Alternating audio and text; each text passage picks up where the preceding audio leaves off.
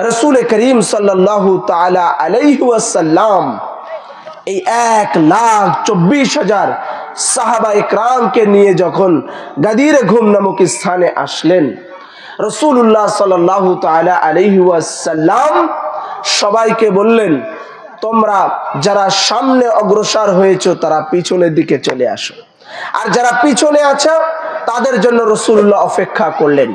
দিনটা ছিল বৃহস্পতিবার আর জায়গাটা ছিল গাদিরে ঘুমে। সেই জায়গাতে প্রচন্ড উত্তপ্ত বালির মধ্যে ছিলেন এবং গরম ছিল। হাদিসে পাকের মধ্যে এসেছে সাহাবা ইকরাম এত গরম ওনারা সহ্য করতে না পেরে ওনাদের মাথা মুবারকে যেই পাগড়ি ছিল আমামা সেটা খুলে একটা পাট একটা আঁচল মাথার উপরে দিয়েছে আর একটা পায়ের তলায় দিয়ে দাঁড়িয়ে আছে। সাহাবা ইকরাম বলা বলি করলেন ইয়া রাসূলুল্লাহ এত কি ইম্পর্টেন্ট কথা যে এখানেই বলতে হবে? আমরা মদিনা শরীফে গিয়েও তো শুনতে পারি বা আপনি পরেও আমাদেরকে বলে দিলেন। রাসূলুল্লাহ সাল্লাল্লাহু আলাইহি সাল্লাম বললেন যে না, আল্লাহ পাক এখনই আমার কাছে জিবরাইল আলাইহিস সালামকে দিয়ে পাঠিয়েছেন এবং বলেছেন আমি যদি এটা এই মুহূর্তে এই জায়গায় না বলে দেই তাহলে আমার পুরা রিসালাত বেকার হয়ে যাবে, ওই জন্য এই জায়গাতেই বলতে হবে। রাসূল করিম সাল্লাল্লাহু তাআলা আলাইহি ওয়াসাল্লাম সমস্ত সাহাবা ইকরামকে একত্রিত করে বললেন মাংস তৈরি করো। কি দিয়ে মাংস তৈরি করবে? রাসূলুল্লাহ বলেন উটের হাওদা দিয়ে মাংস তৈরি করো। উটের হাওদা দিয়ে মাংস তৈরি করা হলো। এরপরে রাসূল করিম সাল্লাল্লাহু তাআলা আলাইহি ওয়াসাল্লাম ওই জায়গাতে উঠলেন, উঠে বললেন আইনাল আলী, আলী কোথায়? আলীকে খুঁজলেন, তালাশ করলেন।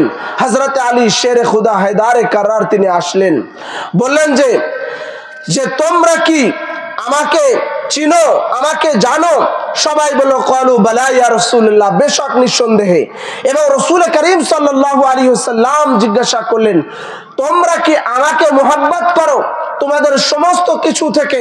সবাই বলল ক্বালু বালা ইয়া রাসূলুল্লাহ, বেশক নিঃসন্দেহে আমরা আপনাকে বিশ্বাস করি, মানি, মুহাব্বত করি, আমাদের জান থেকে মাল থেকে সমস্ত কিছু থেকে আপনি রাসূলুল্লাহকে আমরা বেশি হকদার মনে করি, আমরা বেশি আপনাকে মুহাব্বত করি। রাসূল পাক সাল্লাল্লাহু তাআলা আলাইহি ওয়াসাল্লাম বললেন যে ঠিক আছে তাহলে আইনাল আলী, আলী কোথায়? মাওলা আলী আলাইহিস সালাম আসলেন, উনাকে উটের হাওদা দিয়ে মাংস তৈরি করা হলো, সে জায়গায় উনাকে তুলে নিলেন।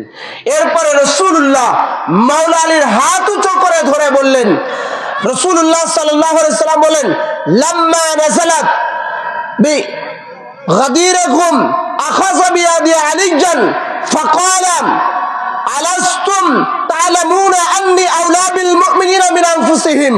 রাসূল পাক সাল্লাল্লাহু আলাইহি সাল্লামের উপরে এই আয়াতে কারিমা যখন গাদিরে ঘুমে নাজিল হলো, রাসূল সমস্ত সাহাবা ইকরামের সামনে মাওলা আলীর হাত ধরলেন আর বললেন আলাস্তুম তা'লামুনা আন্নী আওলা বিল মুমিনিনা মিন আনফুসিহিম, তোমরা কি তোমাদের নফস থেকে আমাকে বেশি মুহাব্বত করো?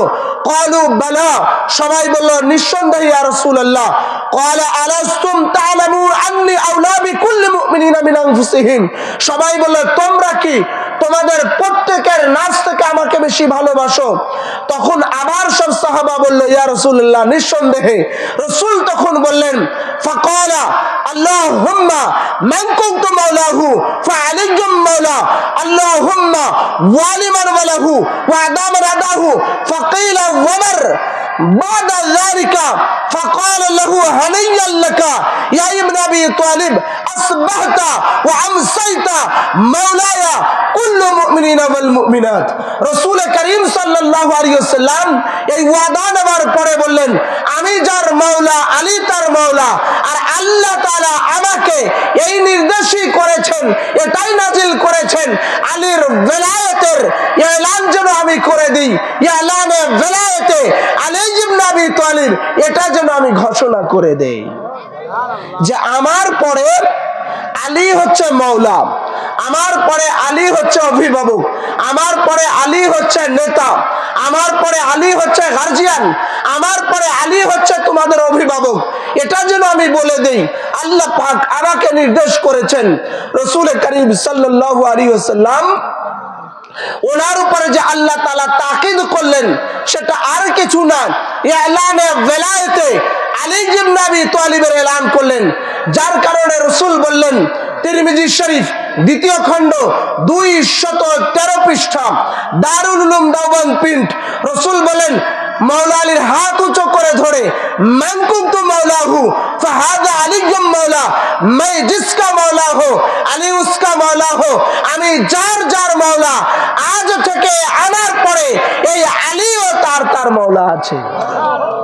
তো সমস্ত সাহাবায়ে কেরাম, সমস্ত সাহাবায়ে কেরামের সামনে রাসূলুল্লাহ সাল্লাল্লাহু আলাইহি ওয়াসাল্লাম আলীকে মাওলা ঘোষণা করলেন, আলীর ওয়ালায়াতের এলান করলেন, আলীর এলানে ওয়ালায়াতে আলী ইবনে আবি তালিব করে দিলেন। সমস্ত সাহাবায়ে কেরামের সামনে 1,24,000 সাহাবায়ে কেরামের সামনে যেই এলান করলেন, এটা ইসলামের আর দ্বিতীয় এরকম সমাবেশ সম্মেলন আর হয় নাই রাসূলুল্লাহর যুগে। গাদিরে ঘুমে যেই পরিমাণ সাহাবায়ে কেরাম একত্রিত হয়েছে, এত জমায়েত, এত বড় সমাবেশ, এত বড় ইসলামের সাহাবায়ে কেরামের জমায়েত আর কোন জায়গাতে হয় নাই যেটা গাদিরে ঘুমে হয়েছে। 18 জিলহজে হয়েছে। হযরত রাসূল করিম সাল্লাল্লাহু আলাইহি সাল্লাম 1,24,000 সাহাবায়ে কেরামের সামনে বললেন, মান কুনতু মাওলাহু ফাহাদা আলিয়্যুম মাওলা, আমি যার যার মাওলা, আলীও তার তার মাওলা।